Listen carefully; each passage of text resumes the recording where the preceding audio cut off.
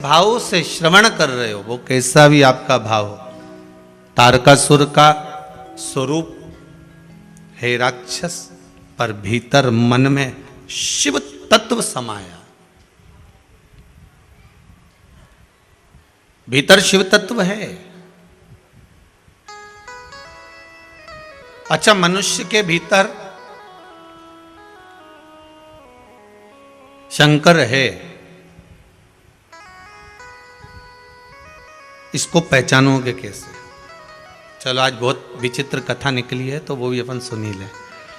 कार्तिक महात्म में अगर मालूम पड़े आपको, ऐसा ज्ञात हो कि मनुष्य के भीतर शिव है, इसको कैसे पहचानोगे? बोलो जरा जल्दी जल्दी। अब कोई मांग में सिंदूर भर ले तो पहचान आ जाए कि ये शादीशुदा है, पाँव में बिछुड़ी पहन ले तो मालूम पड़ जाए कि शादीशुदा है। हम ना मंगलसूत्र पहनी हो, ना बिछुड़ी पहनी हो, ना मांग भरी हो, तो और वो निकल कर जाए तो उसको कौन पहचानेगा कि ये शादीशुदा है? तो हो सकता है कोई आपसे कह दे कि हम कैसे मान लें कि आपके अंदर शंकर है? पहले प्रकट करके दिखाओ। भाई, पत्थर में अग्नि है तो घर्षण करा, अग्नि प्रकट हो गई। लकड़ी में अग्नि है, लकड़ी को घर्षण करा, अग्नि प्रकट हो गई।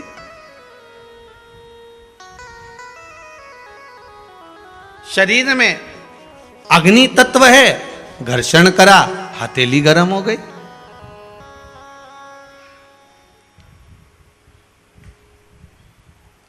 प्रस्तुत कैसे करोगे कि आप में, हम में, सब में शिव है?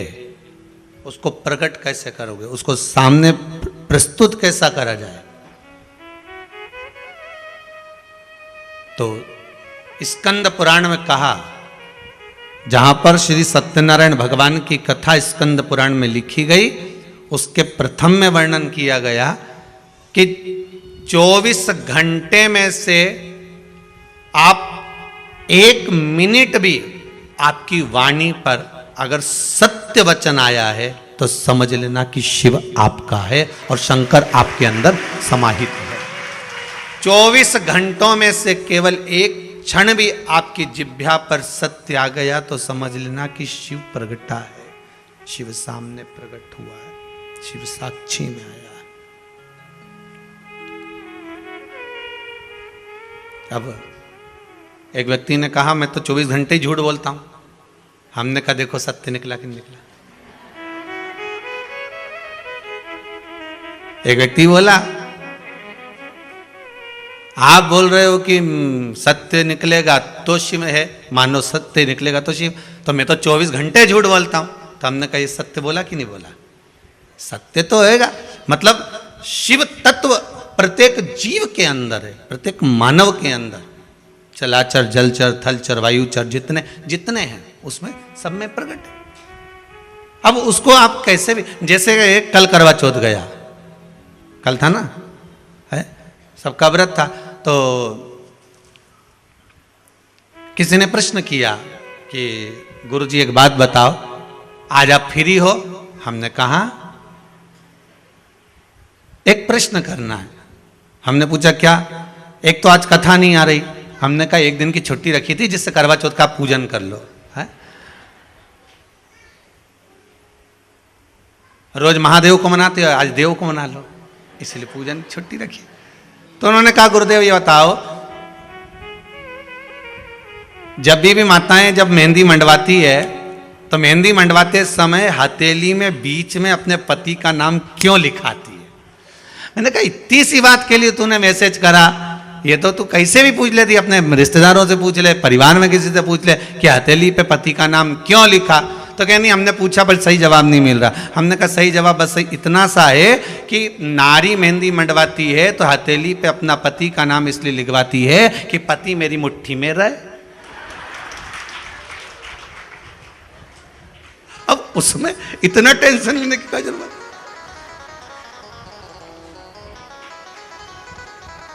उसने अगला मैसेज लिख के फूल बनाया और हाथ जोड़ के लिख दिया, श्री शिवाय नमस्तुभ्यम।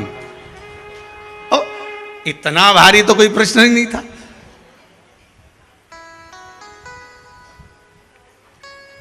अब समझो तो वो बात।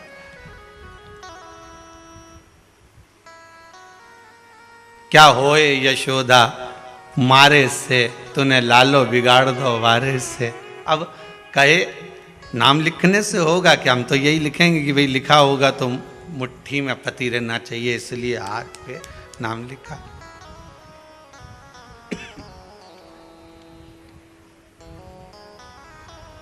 नहीं तो कई हैं, यहाँ शंकर जी का नाम लिख लो, यहाँ लिख लो, यहाँ लिख लो।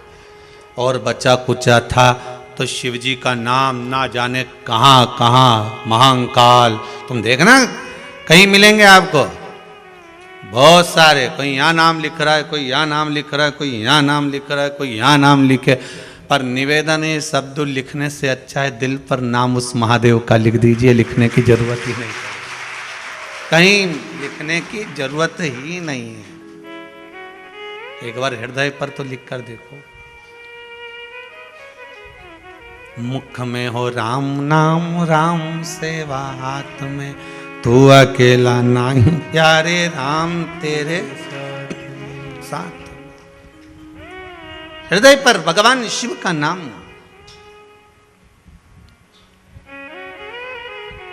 तन पर नाम लिख लोगे, उसका कोई मूल तत्व नहीं है, पर मन पर एक बार लिखा गया तो उसकी मूलता।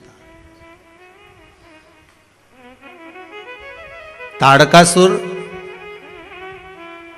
और रावण, कंस, ये जितने भी हुए, इन सब को देख लीजिए, किसी के शरीर पर भले राम नहीं लिखा था, रावण के शरीर पर कहीं विष्णु भगवान का नाम नहीं था, देवाधिदेव महादेव का नाम नहीं था, तारकासुर के शरीर पर कहीं भगवान शिव का नाम नहीं था, पर भले ये ऊपर से राक्षस थे, नाम भले ना लिखा था, पर भीतर आत्मा में तो शिव था, भीतर तो शंकर था।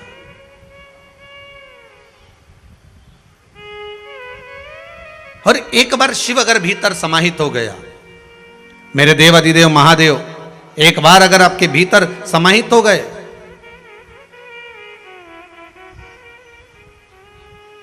एक बार आपके हृदय में अगर आकर बैठ गए, तो फिर वो चित्तवृत्ति कहीं जा ही नहीं सकती कि खानो नहीं भावे मन, पीनो नहीं भावे रे, दौड़ दौड़ मन सत्संग जावे रे, कि मैं तो हरि की दीवानी ऐसी हो गई रे, सपनों में आवे मारा सांवरिया। जब चित्त वृत्ति में परमात्मा समाहित हो जाता है, भगवान इस हृदय बिंदु में जाकर बैठ जाता है, फिर कुछ सुहाता ही नहीं है। हमने एक बात पहले भी कही, आज फिर कहते हैं। कई लोग कहते हैं अगरबत्ती लगाकर जाने से क्या होता है, घर में दिया लगाकर जाने से क्या होता है, भगवान के सामने धूप लगाकर जाने में क्या होता है, भगवान के सामने प्रणाम करके जाने से क्या होता है, भगवान को नमन करके जाने में क्या होता है, भगवान को स्नान कराकर पूजन कराकर अर्चना कर जाने में, घर पर से जब निकलें तो हम बार बार कहते हैं कि भगवान को 2 अगरबत्ती लगाकर जाओ, धूप बत्ती लगाकर जाओ, चाहे दिया लगाकर जाओ, नहीं लगा के जाओ तो सिर तो झुकाकर जाओ।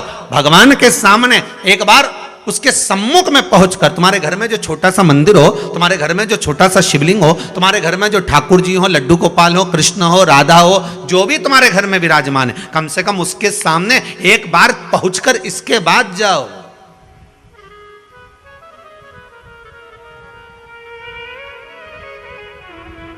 पीटी उषा दौड़ में पहले निकलती है।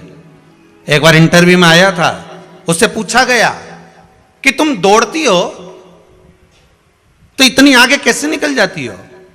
पीटी उषा ने कहा, मेरी मां ने कहा था जब तू कहीं कंपटीशन में जाएगी तो ठाकुर जी का दर्शन कर कर जाना, और जब पहला घुटना तू जमीन पर टेके और दौड़ने की तैयारी करे, उस समय तेरे मन में यह भाव आना चाहिए कि भगवान कृष्ण तेरी माखन की मटकी लेकर भागा है और तू उसको पकड़ने के लिए जा रही है। पड़ोसी को मत देखना, बस कृष्ण को देखना, और कृष्ण को पकड़ने के लिए जाएगी तो यह पक्का है कि दुनिया के लोग पीछे रह जाएंगे, तू आगे निकल जाएगी। और वही करती है वो। सामने उसको लगता है कि मेरा कृष्ण दौड़ कर जा रहा है, उसको पकड़ने का प्रयास करती है, काना काना रुक, और दौड़ती है और कृष्ण को पकड़ने के लिए दौड़ती है। तो कब मंजिल सामने आ जाती है मालूम नहीं पड़ पाता। उसी तरह हमारा शास्त्र कहता है, हम जब भगवान के सामने धूप लगाकर, अगरबत्ती लगाकर, धूपबत्ती लगाकर, दिया लगाकर हम किसी भी कार्य के लिए जा रहे हैं, चाहे दुकान पर जाओ, व्यापार में जाओ, सर्विस पे जाओ, नौकरी पर जाओ, व्यवसाय में जाओ, तुम भगवान के आगे धूप लगाकर जा रहे हो, तो यह सिद्धता है कि तुम्हारा जो दिन भर का कर्म होगा वो सफलता की ओर बढ़ते चले जाएगा। ये पक्का है। दिन भर का जो कर्म होगा उसमें सफलता। ये एक बात आई है किसी की, बड़ी सुंदर है महाराज।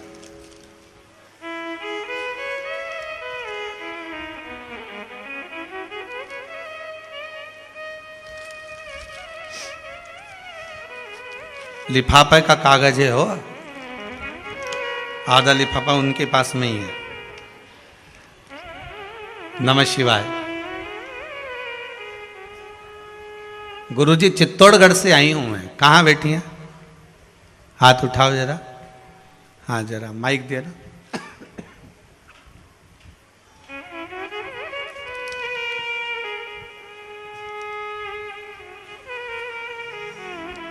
चित्तौड़गढ़ से आई हैं आप, पुष्पा जी मुंदड़ा। नमः शिवाय। श्री शिवाय नमस्तुभ्यम।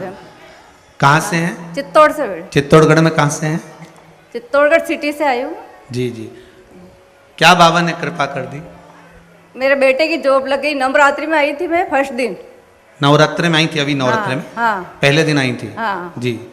और आके सुबह शाम को चली गई और बोल के गई, यहाँ उसकी जॉब लग गई। कल आज ज्वाइन किया उसने जी।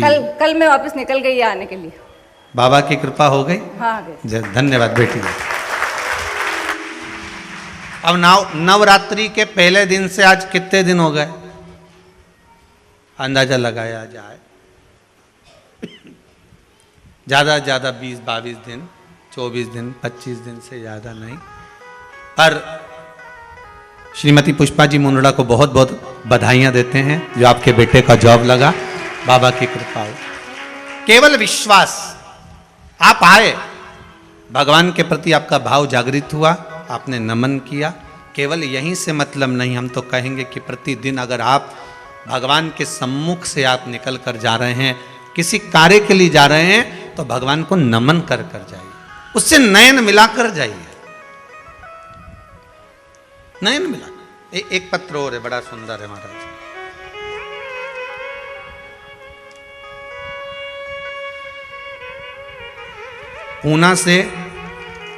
पूना से आरती जी ओझा। कहाँ है? खड़े हो जाए, माइक दीजिए जरा इनको।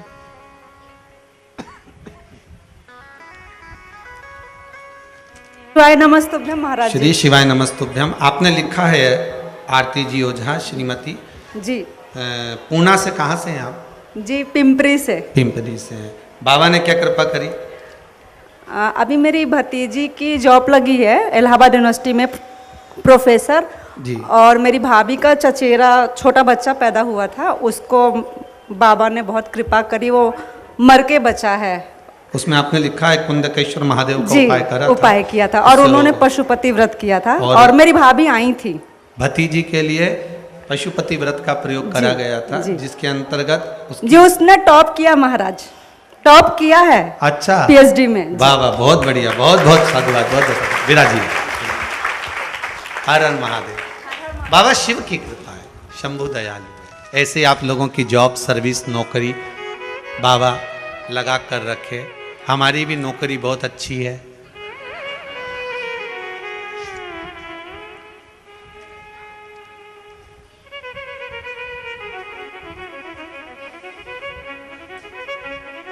मेरी तनख्वाह भी कुछ कम नहीं है। बड़ी कृपा है। मेरी किस्मत का जब गुल खिला, तब जा कर के ये दर मिल गई मुझको चौखट तेरी। सबसे बढ़िया है सबसे। भोले बाबा तेरी नौकरी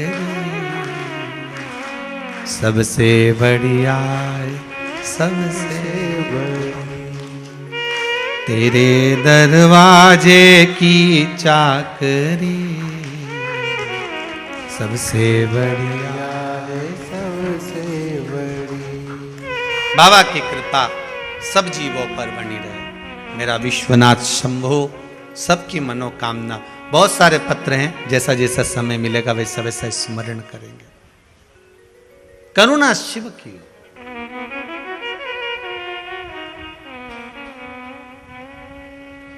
कैसे भी जपो, घर से निकलते समय, अपने भवन से निकलते समय एक बार भगवान का दर्शन कर कर निकलो। घर में जो मंदिर हो, देवालय हो, पूजन का स्थान हो, उसको प्रणाम कर कर निकलो।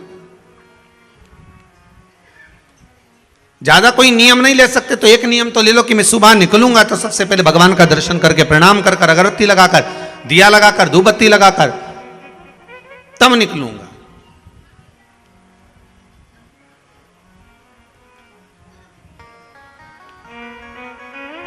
अब आज के जमाने में बड़ा भ्रम पैदा कर दिया लोगों ने, बड़ा भ्रम। अब एक भ्रम ये भी पैदा कर दिया कि महाराज अगरबत्ती नहीं लगाना चाहिए, तो उसमें कई बांस होता है, तो कई लोगों ने व्हाट्सएप पे डाल दिया। तो सब देखिए, अगरबत्ती लगाओगे, ये कई दुनिया के जितने विरोधी लोग हैं ना, ढेर सारे, वो तो ये भी चाहते हैं कि तुम अगरबत्ती क्या, तुम तो सिर भी मत झुकाओ भगवान के आगे। ये दुनिया के जितने अधर्मी लोग हैं ना, विरोधी लोग, ये तो इस पक्ष में बैठे हैं कि कैसे भी व्हाट्सएप पर ऐसी चीज डाल दी जाए कि ये भगवान के सामने भी सिर ना झुकाए। ये जितने विरोधी हैं, ये सब कभी लिख देते हैं कि अगरबत्ती मत लगाओ, उसमें बांस फंसा हुआ है, ये मत लगाओ, धूपबत्ती मत लगाओ तो भगवान को खांसी हो जाएगी, तो दिया मत लगाओ तो घर की छत काली पड़ जाएगी। तो ये जितने विरोधी हैं ना, ये सब इस तुक में बैठे हैं कि हिंदू धर्म को कैसे भी तोड़ दिया जाए। पर मेरा निवेदन हाथ जोड़कर है, 2 अगरबत्ती, धूप बत्ती, ये हमारे पुराने समय से चलकर आ रही है। पहले तो कंडा जलाकर धूप भी छोड़ते थे, वो नहीं छोड़ रहे तो कम से कम धूप बत्ती, अगरबत्ती भगवान को कम से कम भाव से केवल उसको रिझाने के लिए तो लगाओ, दिया लगा दो, ज्यादा नहीं हो तो। पर कई अधर्मी लगे हैं, कई अधर्मी, ये तो चाहते हैं कि आप कैसे भी बस घर में प्रणाम भी ना करें, ये तो चाहते हैं कि कैसे भी भगवान को नमन तक ना करें। पर हमें हमारे धर्म को आगे बढ़ाते हुए, हमें प्रणाम करते हुए, नमनता करते हुए, हमें भगवान का भजन करते हुए अग्रण्य होना। ये चाहेंगे कि ना करें, परंतु हमें करें।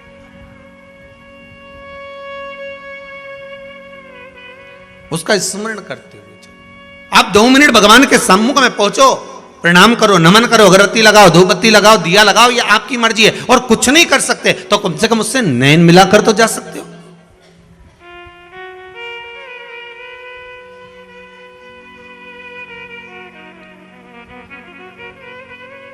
नैन लड़े त्रिपुरारी से मैं उनकी हो गई, मेरे मन में नहीं है धीर, सखीरी काशी जाऊंगी। मुझे उठे विरह की पीड़, सखीरी में काशी काशी जाऊंगी, जाके गंगा नहाऊंगी। मैं काशी जाऊंगी, जाके गंगा नहाऊंगी। मेरे मन में नहीं है धीर, सखीरी में काशी जाऊंगी। छोड़ दिया मैंने खाना पीना तेरी याद में। कई ऐसी हैं, कई भाई बहन ऐसे हैं कि कुबेरेश्वर धाम आने से पहले खाना पीना छोड़ दे। अभी एक आपको बताएं, महाराज विसावणिया जी, सारस्वत जी और सारे सबको बता दें, उज्जैन के एक शर्मा परिवार जिनकी कथा शायद जनवरी में है, इनकी कथा पहले थी जून में, पहले भी सूचना दी थी। उनकी धर्म पत्नी ने 1 साल से भोजन छोड़ के रखा है केवल शिव महापुराण की कथा करवाने के। अच्छा, कथा दे भी दी थी, पर भगवान भोलेनाथ जी जाने क्या परीक्षा लेना। कथा दे दी, बीच में आ गया कोरोना, अब तो भी वो व्रत कर रही थी। और इस वर्ष कथा की तारीख दी है, तो अब उनकी पत्नी अन्न छोड़ी थी, अब की बार उनके पति ने भी अन्न छोड़ दिया कि जनवरी तक जब तक कथा नहीं हो जाए मैं अन्न नहीं खाऊंगा। हो सकता फिर आगे बढ़ गई तो। जरा सोचिए, छोड़ दिया मैंने खाना पीना तेरी याद में, और दोनों पति पत्नी ने अन्न को छोड़ दिया, दोनों पति। वो कथा भी आस्था चैनल पर लाइव आएगी उज्जैन से, जनवरी के महीने में रहेगी। और उज्जैन के आसपास के जितने गांव हैं सब टूटी पड़ो, आ जाओ, दर्शन करो, आनंद लो, कथा सुनो, महाकाल दर्शन करो और शिव महापुराण की कथा सुन लेना। जनवरी में है, तारीख हम बता देंगे कल देखकर। क्या 17 जनवरी है, 17 जनवरी से है वो कथा उज्जैन में। अब विचार करिए कि भाव कितना शुद्ध होगा। नहीं तो आज तक ऐसा कहीं सुनने को नहीं मिला कि साहब में जब तक कथा नहीं होगी तब तक मैं अन्न छोड़ दूं, पर दोनों पति पत्नी छोड़कर बैठे हुए। छोड़ दिया मैंने खाना पीना तेरी याद में, अब मेरे नैनन बरसे नीर सखी में काशी जाऊं, मेरे मन में नहीं है धीर सखी में काशी जाऊंगी, काशी जाऊंगी सखी में गंगा नहाऊंगी। बस भाव शुद्ध हो, भगवान को मिलने में देरी नहीं लगती, आप उसको बुलाओगे। बस यही कथा कर रही है। एक क्षण, आधा क्षण, 1 मिनट आप भगवान के सामने थोड़ा सा ठहर कर दर्शन कर कर फिर जाइए।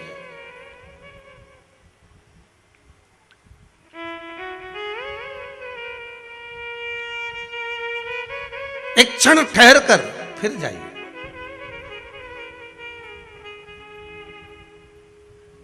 दो मिनट हम भगवान का दीदार, हम भगवान का दर्शन क्यों ना कर लें।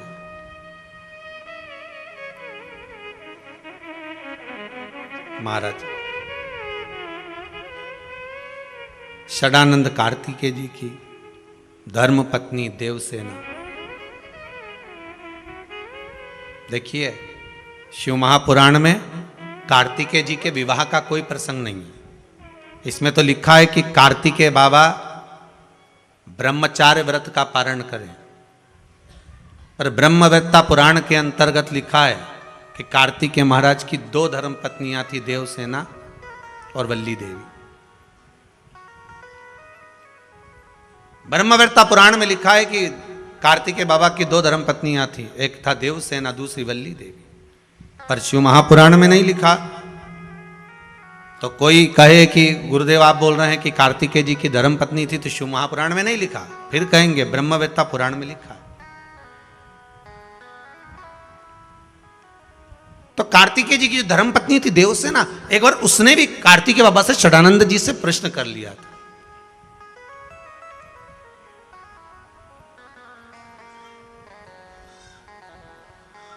स्वामी,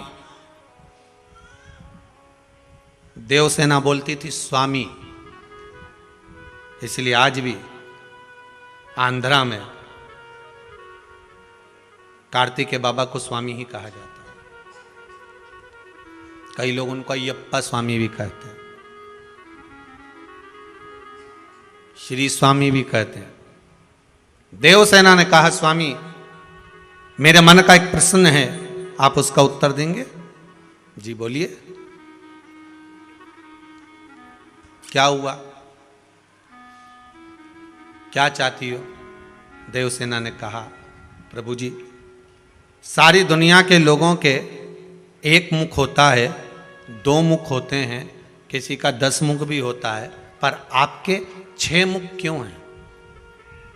कारण क्या है षडानंद कार्तिकेय आपके 6 मुख का? भगवान कार्तिकेय महाराज ने अपनी धर्म पत्नी देवसेना से कहा, देवसेना सुनो, मेरे 6 मुख ये मुझे गंगा जी की देन है।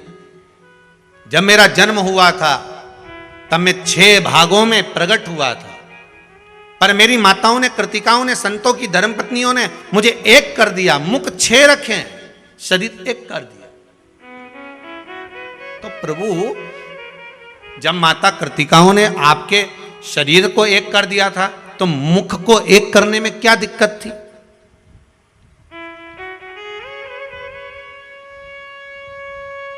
जब शरीर एक कर दिया है तो मुख को एक करने में क्या दिक्कत है?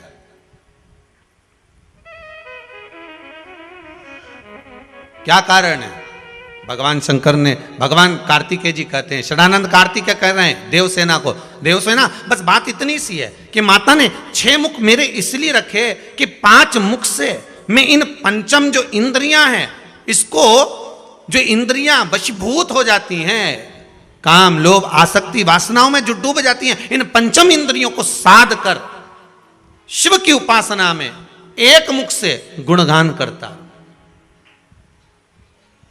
5 कर्मेंद्री, 5 ज्ञानेंद्री और 1 मन।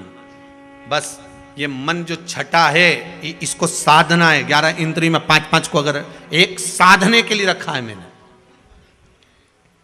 सुई का धागा और जीवान जितनी लंबी होती है ना, उतनी उलझ जाती है। क्या क्या जम के बोलो जरा, माताओं को तो ज्यादा मालूम होगा। सुई का धागा जितना लंबा लिया और 2-3 बार इमें तकिया की खोल में या गादी की खोल में निकाला, और निकालते से फिर वो धागा आगे जाके, अरे बोलो तो जम के उलझ गए।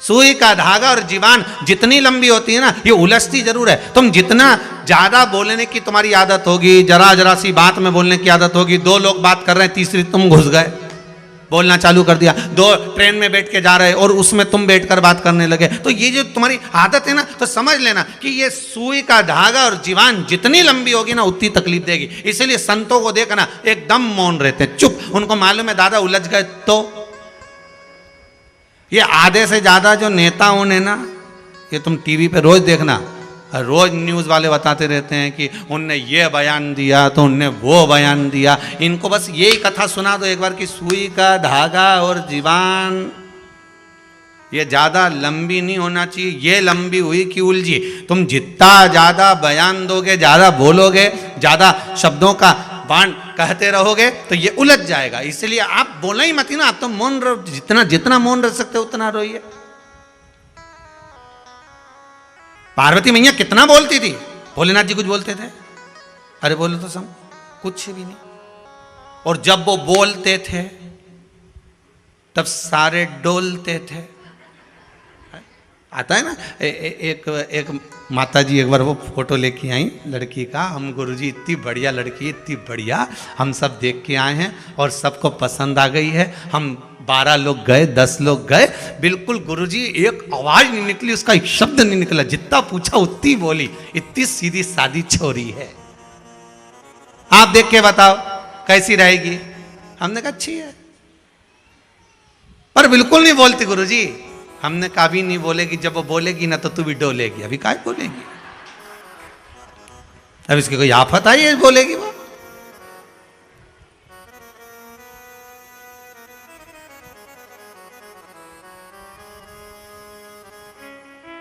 कहां?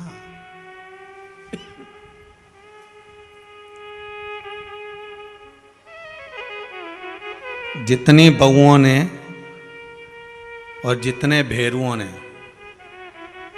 कल स्टेटस पे अपने अपने फोटो लगाए हैं ना, राम जी, इतने ही फोटो एक दिन मदर्स डे पे अपनी अपनी सास के साथ जरूर लगा देना। इतने ही जितने कल लगे थे अपनी माता जी के साथ जरूर लगा देना।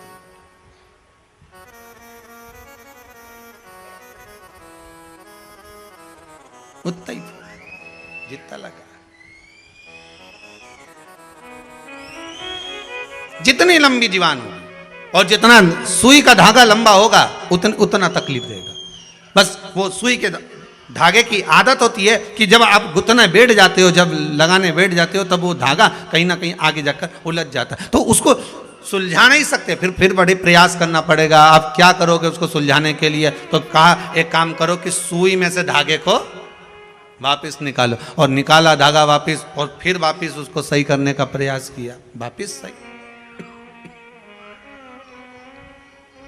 फिर निकाला गया, फिर उसको सही किया गया। तो मत हो, जितना मौन हो सकते उतना हो जाओ। क्या किसको रोइए, जम के बोलो, चादर तान के सोइए। आग लगे बस्ती में अपन रहो मस्ती में। एकदम मौन रहिए, जितना चुप रह सकते हो, जितने आनंद में रह सकते हो, जितने मस्ती में रह सकते हो उतना रहिए। और चुप रहकर जो सुख है ना, उतना सुख कहीं नहीं मिल सकता। चुप रहिए।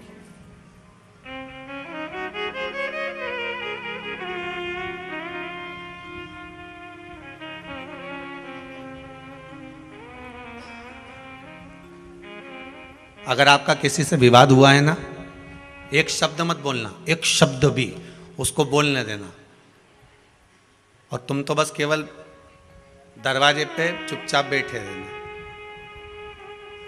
एक दिन मत बोलो, 2 दिन मत बोलो, 3 दिन मत बोलो, चौथे दिन मत बोलो। पर जिससे विवाद हुआ है ना, वो रोज कुड़ के अंदर मारा जाएगा, इसके अंदर क्या चल रहा है, ये बोल क्यों नहीं रहा, आखिर बात क्या है, ये मुंह से कुछ बोला क्यों नहीं, ये बोल क्यों नहीं रहा, कोई सूचना क्यों नहीं आ रही, कोई बात क्यों नहीं आ रही।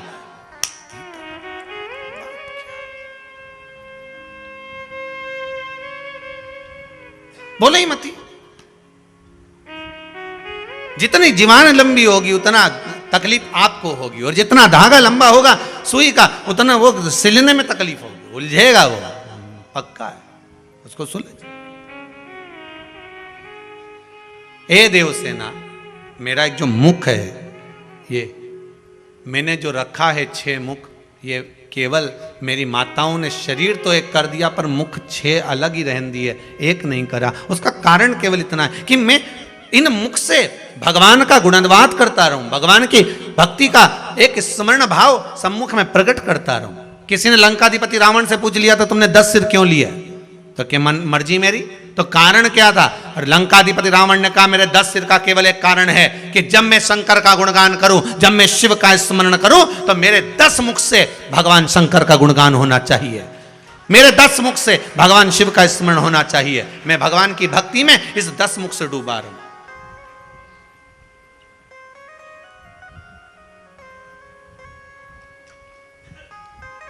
जिह्वा भी छोटी पड़ जाए भगवान की भक्ति।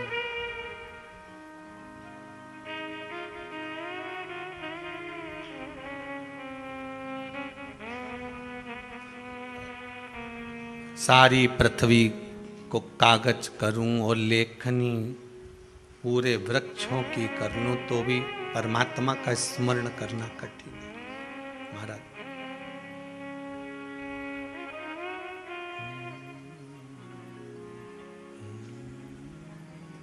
इसलिए कहा, उमापति रखियो मेरी लाज, उमापति रखियो मेरी लाज, उमापति रखियो मेरी लाज, उमापति रखियो मेरी लाज।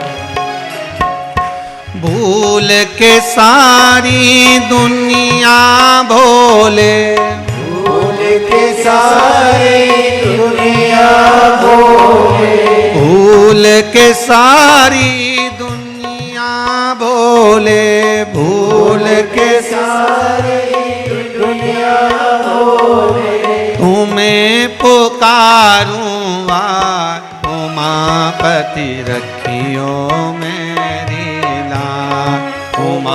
उमापति रखियो उमापति रखियो मेरी लाज उमापति रखियो मेरी लाज। आओ से